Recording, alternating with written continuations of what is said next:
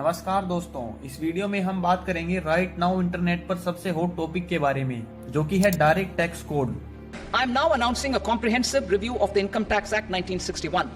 The purpose is to make the act concise, lucid, easy to read and understand.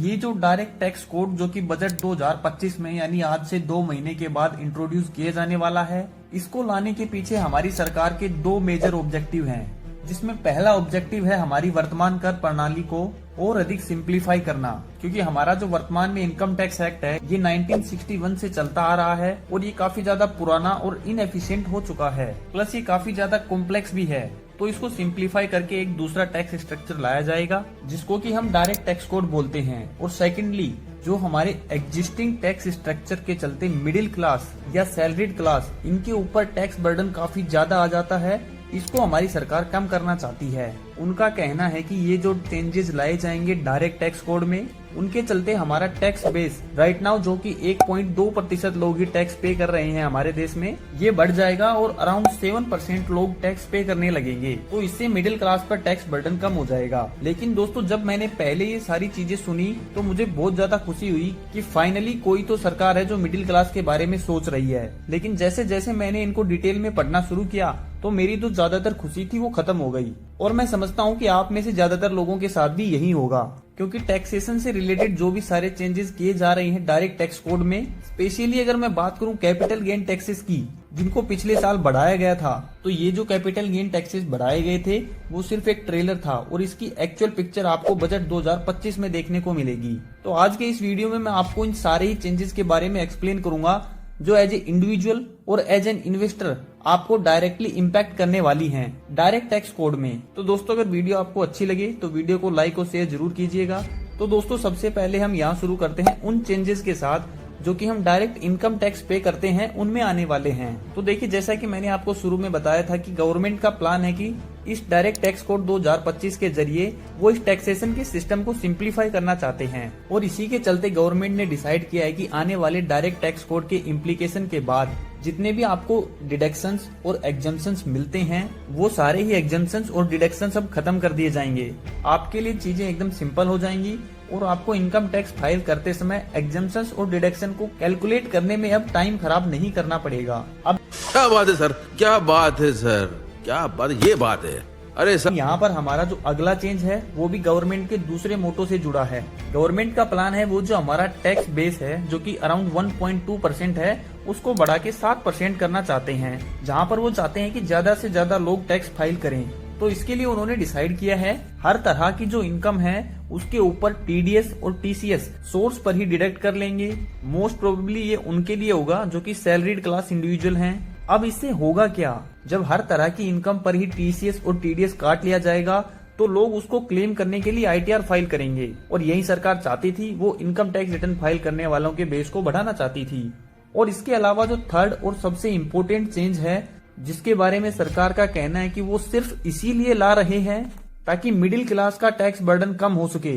तो इस chain में जो सबसे ज्यादा हायर टैक्स ब्रैकेट में बिलोंग करने वाले लोग हैं, उनके ऊपर टैक्स बर्डन को बढ़ा देंगे, जिससे उनका कहना है कि प्रॉपर वेल्थ डिस्ट्रीब्यूशन हो पाएगा। लेकिन इस पूरी ही प्रोसेस में वो जो सरचार्ज लगता था 30% के ऊपर के ब्रैकेट में, उसको शायद रिमूव कर दिया जाए।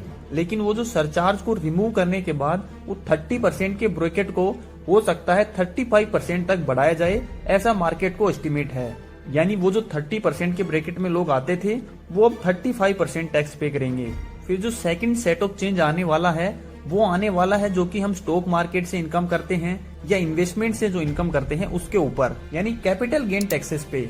लेकिन कैपिटल गेन टैक्सेस के बारे में बताने से पहले मैं आपको बताना चाहता हूँ कि गवर्नमेंट का कहना है कि वो जो हमारे स्टॉक मार्केट के कैपिटल गेन के टैक्सेस हैं उनको काफी सिंपल करना चाहते हैं, क्योंकि राइट नाउ ये काफी ज्यादा कॉम्प्लेक्स हैं। और अगर आपको इससे कुछ याद आ रहा हो तो मैं आपको बता दूं, 2024 के बजट में जब फाइनेंस मिनिस्टर ने स्पीच दी थी तो उसमें भी उन्होंने यही बोला था। जो भी उन्होंने कैपिटल गेन टैक्सेस में long term capital gain, short term capital gain और इवन प्रॉपर्टी के टैक्सेस में चेंज किए हैं, वो उनको सिंप्लीफाई करने के लिए ही किए हैं। और इस सिंप्लीफिकेशन से कितना ज्यादा बेनिफिट हुआ था वो तो हमें पता है।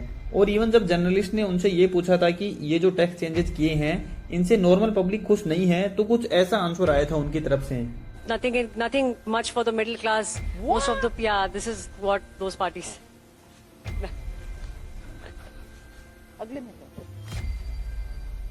Next question, please. खैर बात करें अगर कैपिटल गेन टैक्सेस की, तो ये जो डायरेक्ट टैक्स कोड 2025 है, इसके अंदर ये जो वेल्थ टैक्सेस और कैपिटल गेन टैक्सेस हैं, इनको कंसीडर किया जाएगा as a part of normal income. यानी आप बिल्कुल सही समझ रहे हो, कैपिटल गेन के ऊपर भी आपको जो आपकी नॉर्मल स्लैब बनती है उसके अकॉर्डिंग ही टैक्स देना पड़ेगा। यानी अभी तक अगर आप 30% के टैक्स ब्रैकेट में आते थे तो सबसे पहली बात तो आपको उसके ऊपर 35% टैक्स पे करना पड़ेगा, क्योंकि टैक्स ब्रैकेट बढ़ गया है। और अब आपको कैपिटल गेन टैक्सेस में भी 35% टैक्स पे करना पड़ेगा।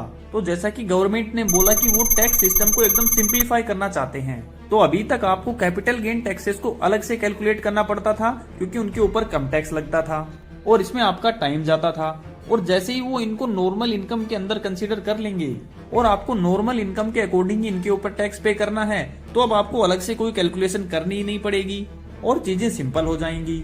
अब इस चीज को आप इस तरह से समझ के देखिए, जब 2024 ने हमारी गवर्नमेंट ने लॉन्ग टर्म कैपिटल गेन को 10% से 12.5% कर दिया था, तो ऐसे में भी ज्यादातर लोग नाखुश इसीलिए थे क्योंकि अगर आप भारत में एवरेज इन्फ्लेशन रेट देखोगे तो वो अराउंड 6% के आसपास है। और इसको अगर आप देखोगे इंडिविजुअल लेवल पे, तो फूड इन्फ्लेशन आपको 9 to 10% और हेल्थ केयर इन्फ्लेशन तो अराउंड 14% तक निकल के आता है। ऐसे में अगर थोड़ी सी एक्स्ट्रा इनकम के लिए एक नॉर्मल इंडिविजुअल नॉर्मल इनकम पे टैक्स देने के बाद बची हुई इनकम को स्टॉक मार्केट जैसे रिस्की एसेट क्लास में इन्वेस्ट करके थोड़ा बहुत रिटर्न बना भी लेता है, तो ऐसे में गवर्नमेंट कहती है कि आपको अगर स्टॉक मार्केट में कोई लॉसेस होते हैं तो उनका हमसे कोई लेना देना नहीं है। लेकिन आपने यहाँ पर अगर थोड़े से रिटर्न बनाए, जो कि डेटा कहता है कि एवरेज रिटर्न अराउंड 12 to 14% के आसपास ही रहते हैं, तो उस पे भी हम अराउंड 35% तक आपसे टैक्स लेंगे।